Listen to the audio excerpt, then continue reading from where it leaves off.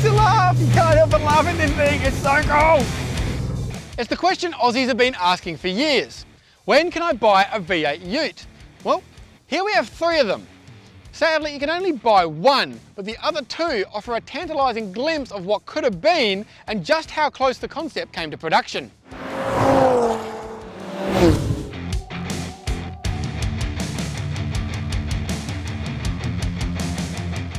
I'll give you a walk around of the 2 white Chevys, take them for a drive, and then give you a walk around of the HSV Sportscat SV8, which is as close as Aussies ever came to having a V8 dual cabin showrooms. Before then, like the video, subscribe to the channel, and let us know your thoughts in the comments down below. First up, this is a US spec Chevrolet Colorado ZR2. So, chunky tyres, wider tracks, lifted, bonnet vents, rock sliders, all sorts of stuff. But this one's a bit different because in the US you can have a choice of a petrol V6 or a turbo diesel, whereas this has a 6.2 litre LT1 V8 out of the Chevrolet Camaro. Now this wasn't intended for Aussie shores. This was actually a program that Walkinshaw was looking at doing for the US market, but sadly never quite got off the ground. So let's go have a look at the Silverado. This is the fast one. As you can probably see, it's a Chevrolet Silverado 1500 converted to right-hand drive by GMSV here in Melbourne. However, this has Walkinshaw's optional Fury 2-pack. So 20-inch wheels, sports bar, bigger brakes, 410mm rotors, but this also has a Harrop supercharger which lifts power to 485 kilowatts. So let's go take it for a drive on track and see how it performs. So, I'm on a racetrack in a 500 kilowatt Chevrolet, but it's not a Corvette ZR1, it's a Silverado. 485 kilowatts is the claim for this thing. It's 406 kilowatts at the hubs, 740 newton meters at the hubs. So we're probably looking at about, about 500 kilowatts, about 900 newton meters, which despite this vehicle's size, absolutely hammers. Oh my God, this thing is fast for a big car. So, Harrop supercharger, custom tuned by Walkinshaw on the original OEM ECU. So it's done properly.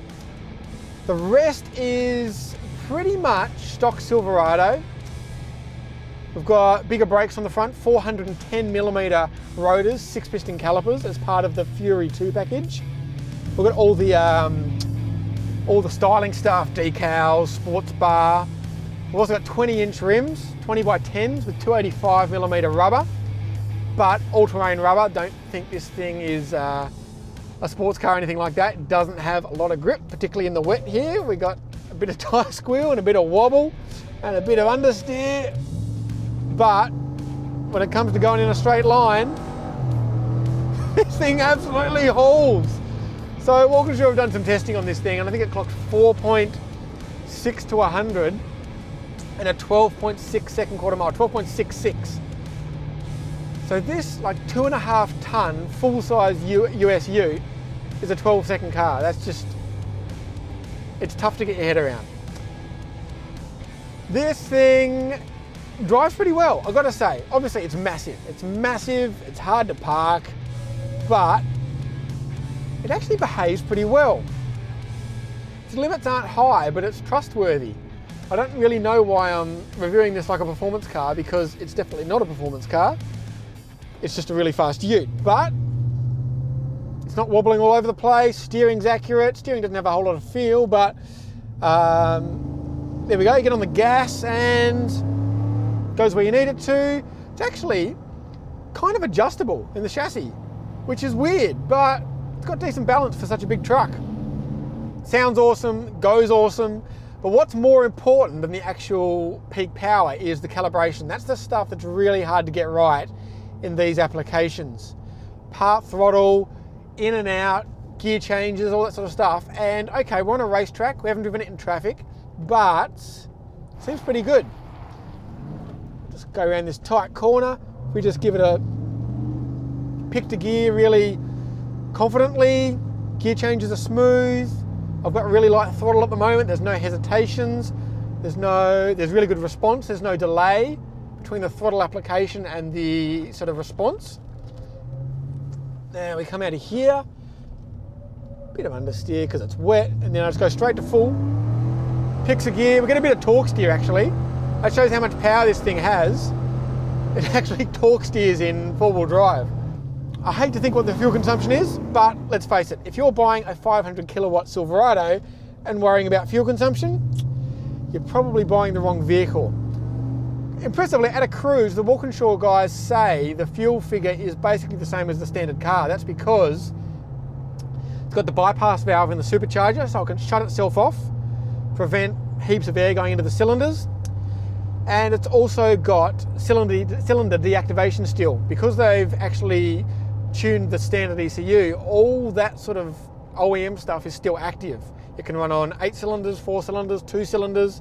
So, makes sense. At a cruise like we are now, just cruising along 100 k's an hour, supercharger's off, cylinder deactivation's on, so there's no reason why it would use more fuel than the standard car. It's going to be a case of if you're towing or if you're just using the power, if you've got a heavy right foot, and you probably are going to have a heavy right foot in this, it's going to drink like mad. But that's the price you pay. Look at that, bit of oversteer. This thing's fun to drive. And it's fast. It is fast. That's 140.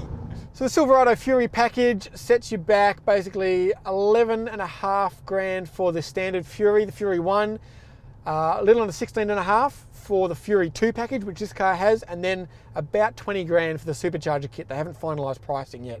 So this car, as it sits, 35, 36 grand on top of a regular Silverado. But let's now hop in the US spec Colorado and see how that goes. Do not adjust your sets. I am on the left-hand side of the car, and that's because I'm in a US spec Chevrolet Colorado ZR2. So obviously Australia got a Colorado, but this is a very different kettle of fish. ZR2 is kind of like the off-road adventure style kind of package. So it's taller suspension lift, wider tracks, aggressive tyres, it's got Multimatic dampers, special double spool valve dampers. It's a pretty trick bit of kit.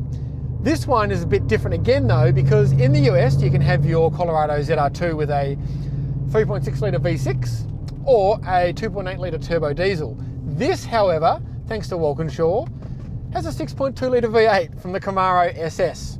So that means a full 339 kilowatts, 617, I think, Newton meters. So this thing is a bit of a weapon, as you can hear.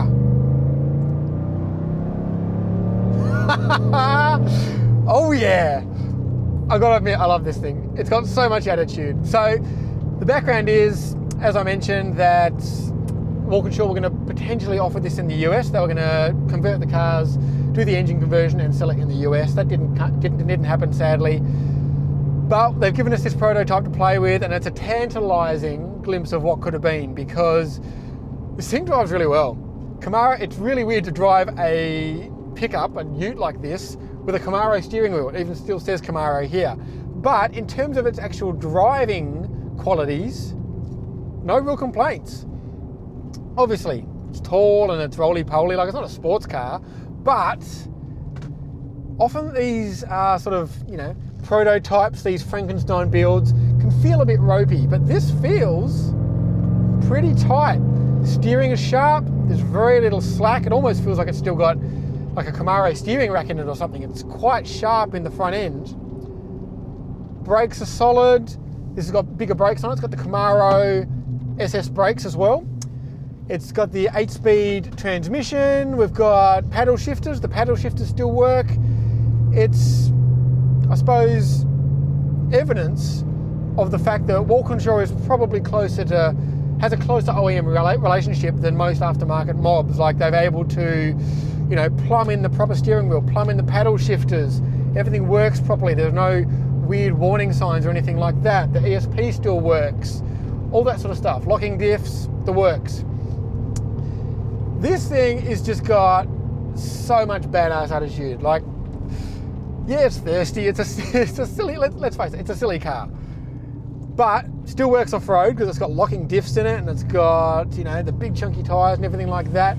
But you just can't help but drive like an idiot in it. To be honest, it just feels like a monster truck. rears up and it yaws and rolls around and all sorts of stuff. But I guarantee your fuel consumption in this would be horrendous, because every light you'd be doing this. Kick down, power. Listen to it, it's insane. It sounds like a dragster. Oh, I don't know if this exhaust is ADR legal, but I don't really care. This thing is wicked. It's a shame this program didn't happen, and obviously the HSV Sports Cat program would have been very similar to this, only on the Aussie Spec Colorado with the steering wheel on the right-hand side.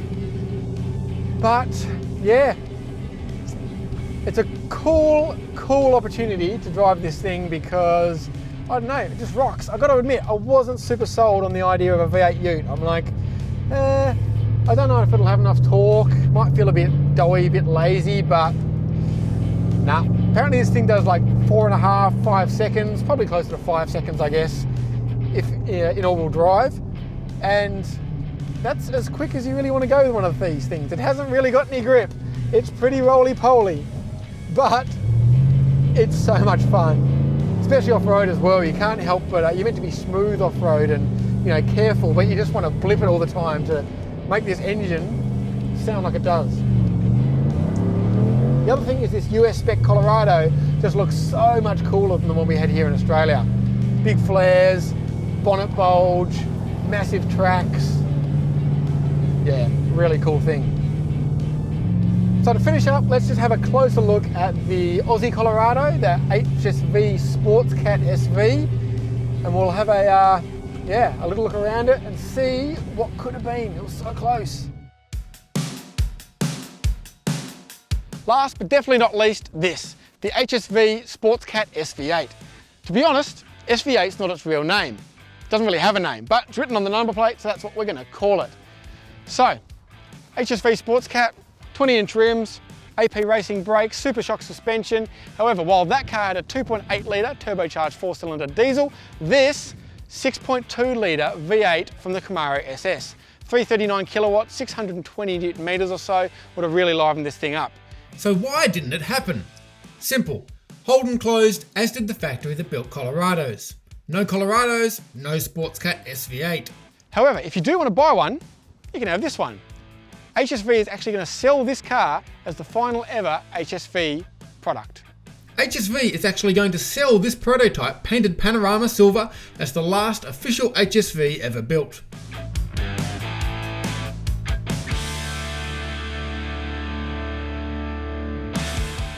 This is a cool thing. Chevrolet, if you're doing another Colorado, you probably won't, you'll probably make it electric, but hey, put a V8 in it as well. It rocks.